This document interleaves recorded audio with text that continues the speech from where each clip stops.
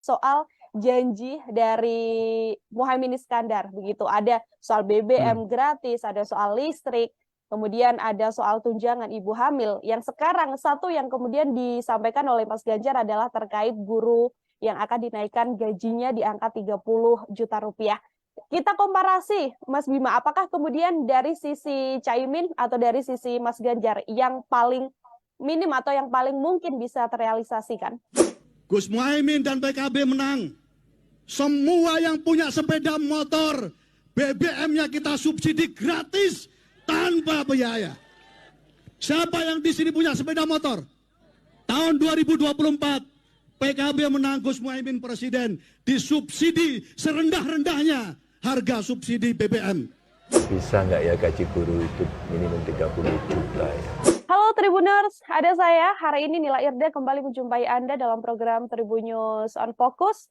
Kita hari ini akan membahas soal wacana yang disampaikan oleh salah satu bakal calon presiden, ada Pak Ganjar Pranowo yang sempat mengatakan bahwa akan ada wacana gaji guru dinaikkan di angka 30 juta rupiah. Apakah kemudian implementasinya bisa terrealisasikan atau bagaimana konsep yang nantinya akan diberlakukan? Untuk itu, saya sudah tersambung bersama dengan ekonom Tribuners, ada Mas Bima Yudhistira dari Selios yang akan berbincang bersama dengan saya kali ini. Mas Bima, selamat datang di bincang-bincang bersama dengan Tribun.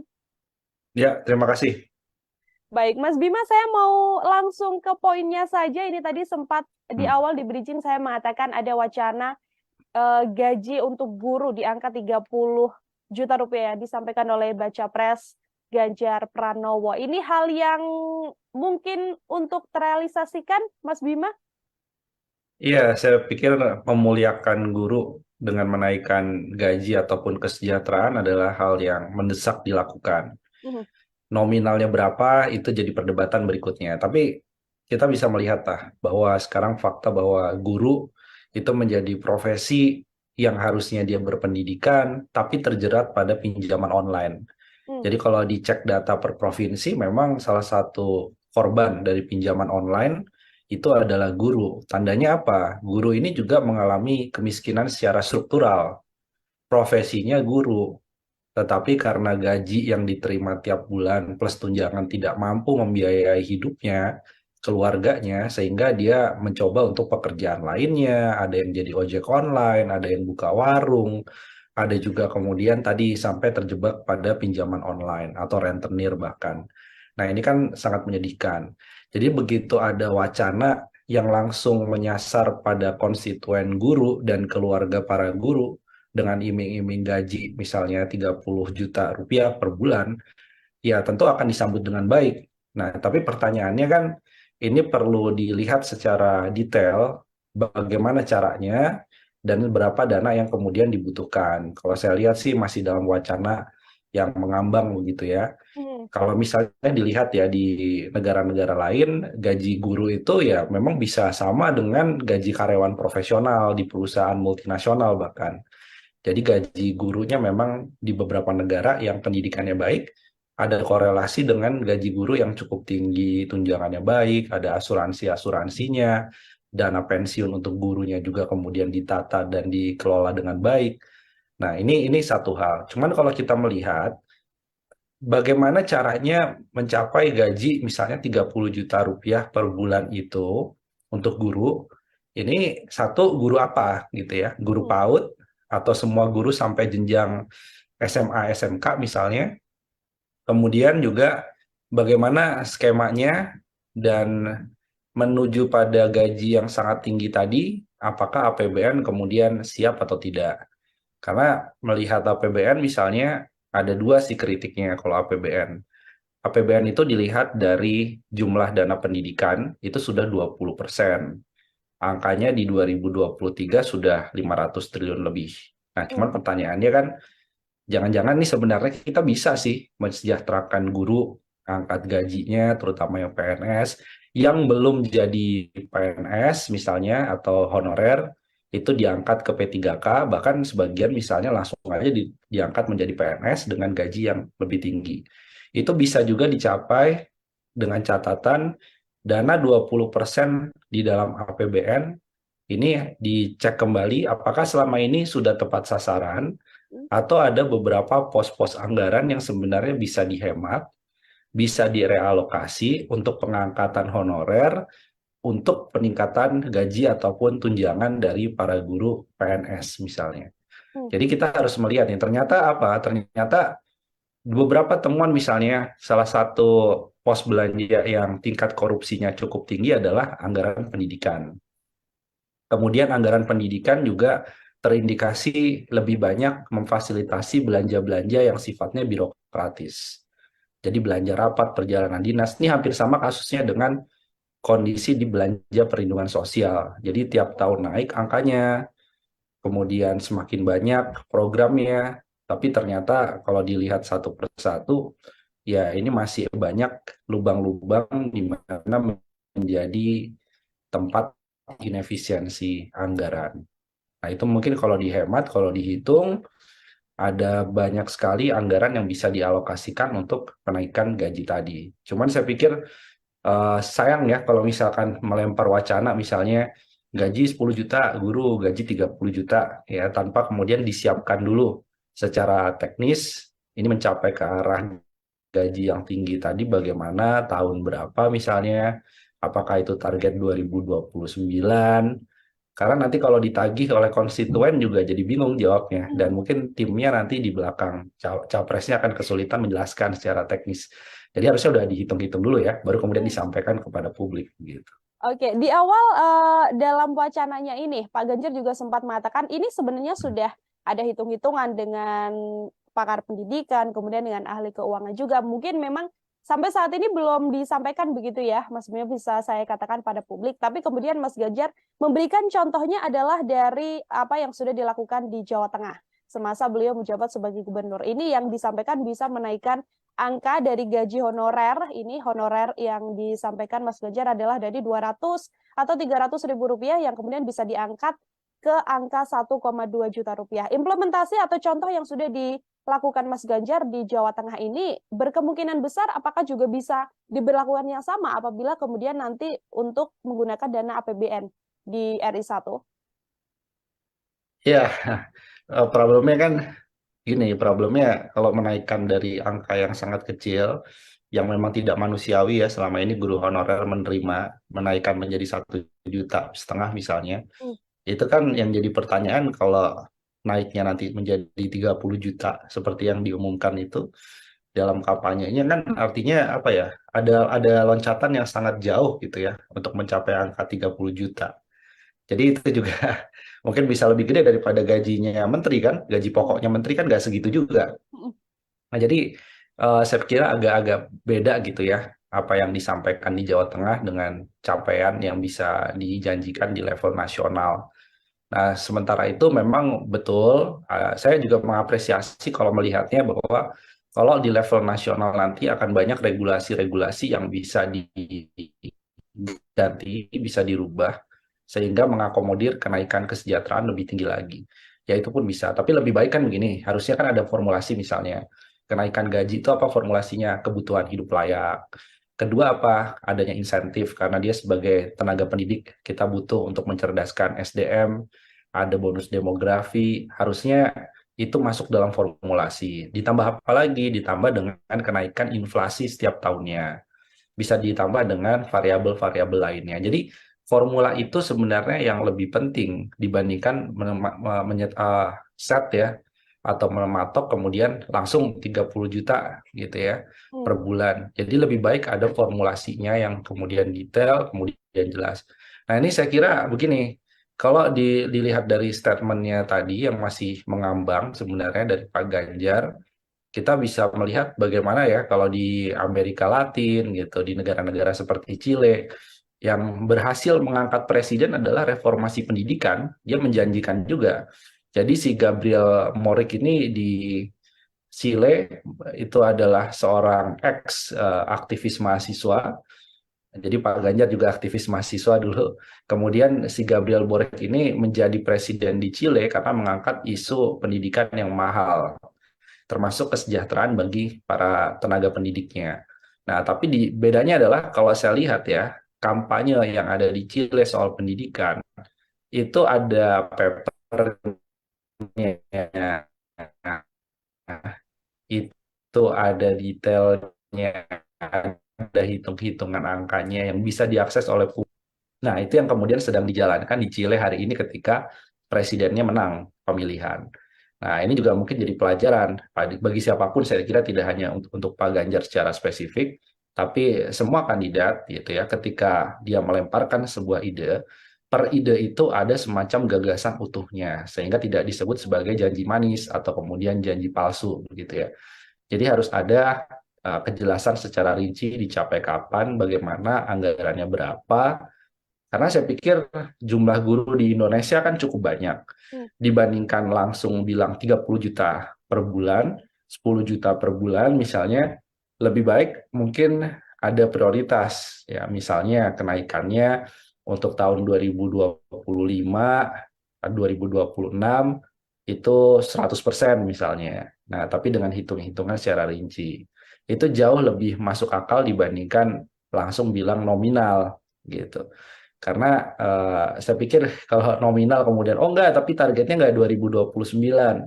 Targetnya nanti kalau sudah 2 periode misalnya terpilihnya, ya, itu kan agak terlalu panjang, terlalu jauh gitu. Jadi ini yang membedakan saya kira kampanye soal pendidikan, soal kesejahteraan guru. Kalau di negara lain itu kandidatnya menjelaskan dengan tulisan yang sangat rinci. Itu biasa ditulis oleh timnya, ahli pendidikan, ahli keuangan itu.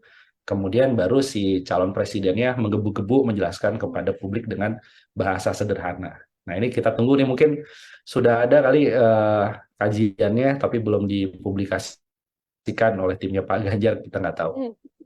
Oke, baik. Dalam statementnya ini, Mas Bima, yang bisa saya kutip, ini juga Pak Ganjar sempat mengatakan untuk tidak kemudian membebani keuangan negara. Yang disampaikan Pak Ganjar dan juga tadi sempat disinggung oleh Mas Bima adalah terkait bagaimana ini ada bonus demografi yang kemudian bisa dimanfaatkan untuk melakukan lompatan-lompatan begitu ya di bidang ekonomi. Ini kalau dari pandangan Mas Bima sebagai ekonom maksudnya seperti apa sih, Mas? Ya, maksudnya Pak Ganjar melihat ada kesinambungan dari misinya Pak Jokowi kan, bonus demografi, kemudian Indonesia Emas, intinya menekankan pada kualitas sumber daya manusia. Dan itu hal yang bagus, gitu. Itu hal yang bagus. Cuman kalau tadi ada kata-kata gaji dinaikkan untuk guru, kemudian tidak membebani APBN, nah di sini adalah kompleksitasnya dalam kebijakan. Jadi kalau tidak mau membebani APBN, apa yang mau diambil? Apakah akan ada pajak baru? Berarti Pak Ganjar harus bicara lebih banyak soal rasio pajak. Rasio pajak kita kan ya 9%, kadang-kadang turun ke 8%. Ya. Apakah Pak Ganjar mau mengambil sebuah kebijakan perpajakan yang radikal? Ya, misalnya radikal tuh, wah kita pajakin aja tuh, misalnya orang-orang kaya atau tax the rich. Atau kemudian kita bikin pajak baru aja, ya, atau objek pajak baru. Kemudian dari sisi pertambangan, dari sisi perkebunan besar, atau kemudian ada kreativitas untuk PPN untuk orang kaya, kelihatannya barang-barang tertentunya kita keluarkanlah dari insentif PPN. Ya, itu harus ada kebijakan pajak yang cukup radikal, yang kemudian harus keluar, karena pembiayaan untuk gaji guru itu tidak kecil, atau kemudian ada alternatif pembiayaannya. Misalnya Pak Ganjar dengan berani dia bilang, untuk membiayai program-program ini, memang kita tahu biayanya mahal, maka yang harus dilakukan adalah misalnya utang, gitu ya. Itu bukan dibayar, tapi utang kepada kreditur itu akan dinegosiasikan ulang untuk dapat banyak sekali keringanan-keringanan. Kalau perlu misalnya Pak Ganjar bilang, ada loh namanya inisiatif debt swap for education. Jadi bagaimana kita bilang ke negara-negara pemberi utang bahwa Indonesia tahun depan tidak akan membayar pokok atau bunga utang. Tapi sebagian akan, nah ini akan menjadikan sebuah stigma yang positif tentunya bagi negara yang memberikan pinjaman ke Indonesia. Nah itu banyak tuh skema-skema itu.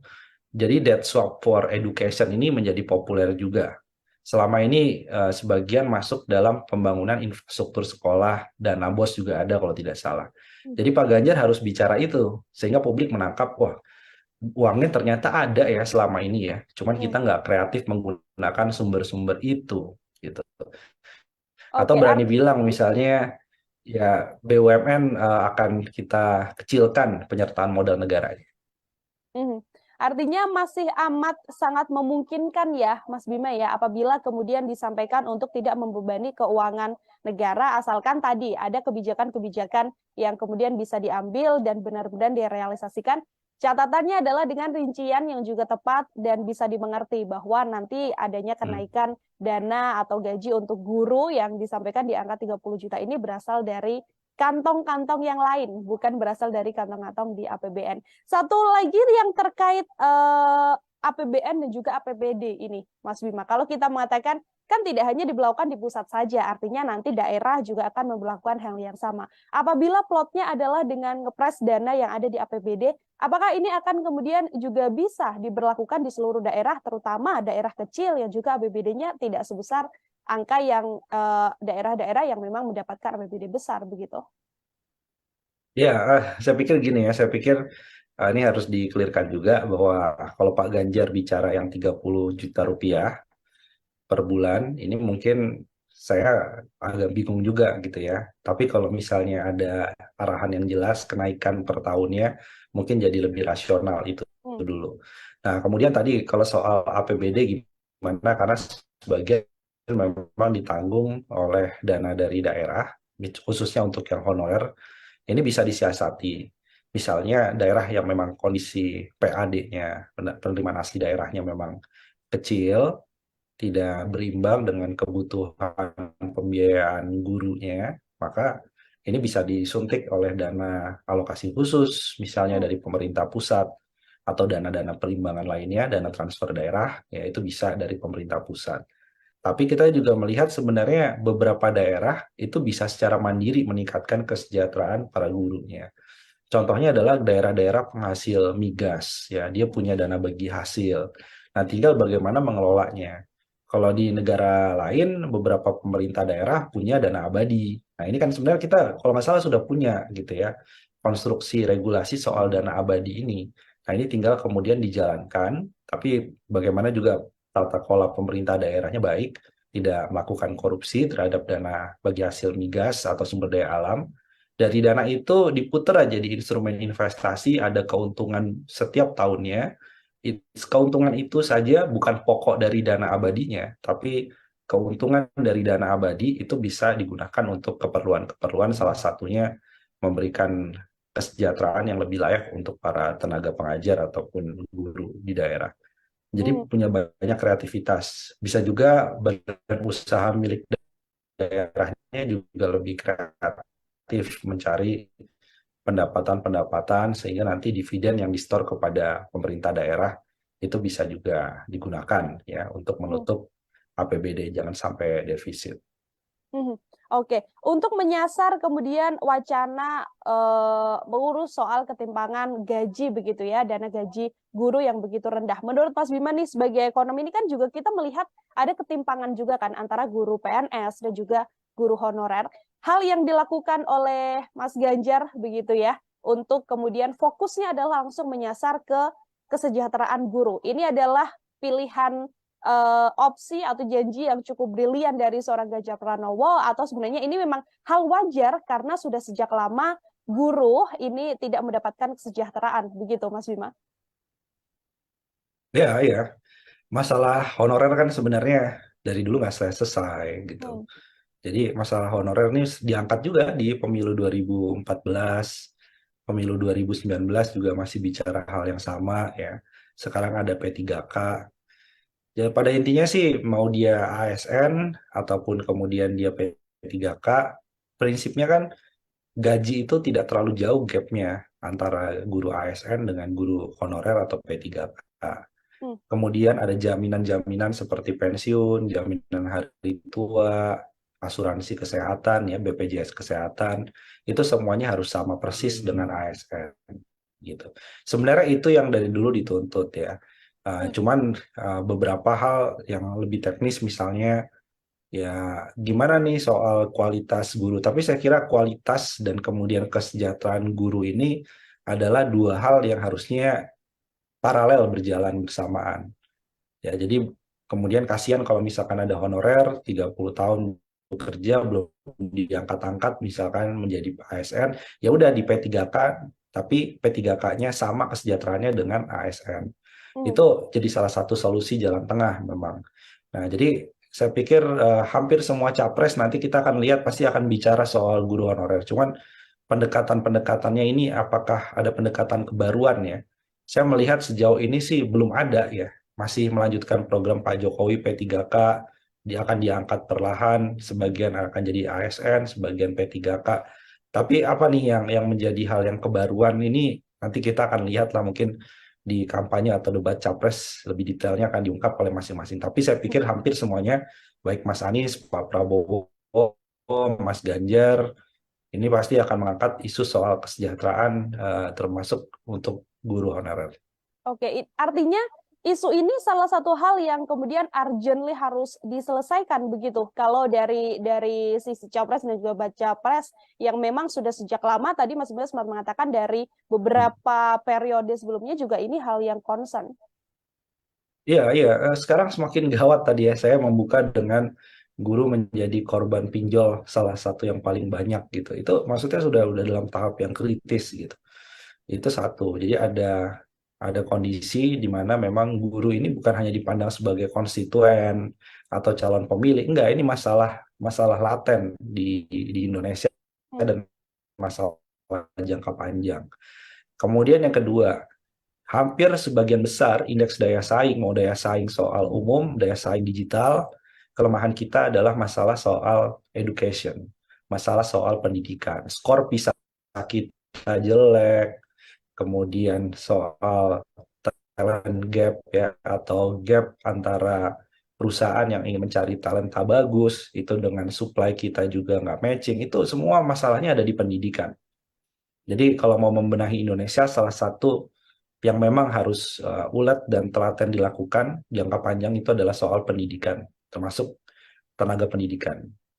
Oke, karena tenaga pendidikan adalah orang yang terjun langsung begitu ya, Mas Bima ya, memang berpengaruh paling besar untuk kemudian nantinya bisa mendidik anak-anak muda di Indonesia. Mas Bima, kemarin kita sudah membahas juga soal janji dari Muhaimin Iskandar begitu. Ada soal BBM gratis, ada soal listrik, kemudian ada soal tunjangan ibu hamil. Yang sekarang satu yang kemudian disampaikan oleh Mas Ganjar adalah terkait guru yang akan dinaikkan gajinya di angka 30 juta rupiah. Kita komparasi, Mas Bima, apakah kemudian dari sisi Caimin atau dari sisi Mas Ganjar yang paling minim atau yang paling mungkin bisa terrealisasikan?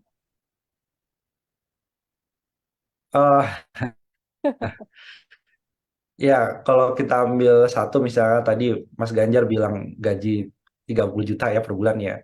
Itu ya maksud saya masih terlalu jauh gitu ya, masih terlalu jauh gitu. Kemudian kalau Caimin bilang soal subsidi BBM gitu atau timnya lah subsidi BBM itu akan digratiskan gitu ya. BBM-nya akan gratis.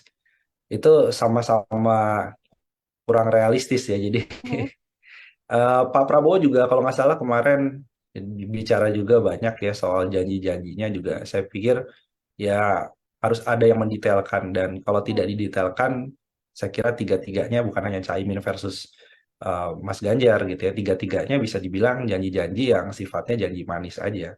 Oke, Tapi karena mungkin belum bagi ada kelompok menengah yang berpendidikan, mungkin menganggapnya ya buat apa sih janji-janji itu gitu. Uangnya dari mana belum bisa dijawab. Semuanya belum bisa menjawab itu. Ya, belum bisa menjawab karena baru disampaikan saja tanpa ada detail kemudian apa yang akan dilakukan, lalu plot dananya akan diambil dari mana dan sebagainya begitu ya, Mas Bima. Ya, Baik, Mas Bima terima kasih banyak atas penjelasannya terkait wacana-wacana tersebut. Apabila nanti sudah ada gambaran lain atau mungkin ada tambahan wacana lagi, semoga kita bisa berkesempatan lagi untuk bisa kembali mengobrol. Sekali lagi terima kasih Mas Bima atas kesempatannya. Ya, sama-sama.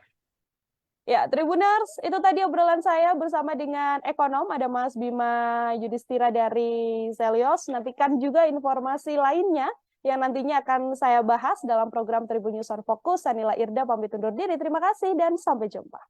Jangan lupa like, subscribe, dan share ya.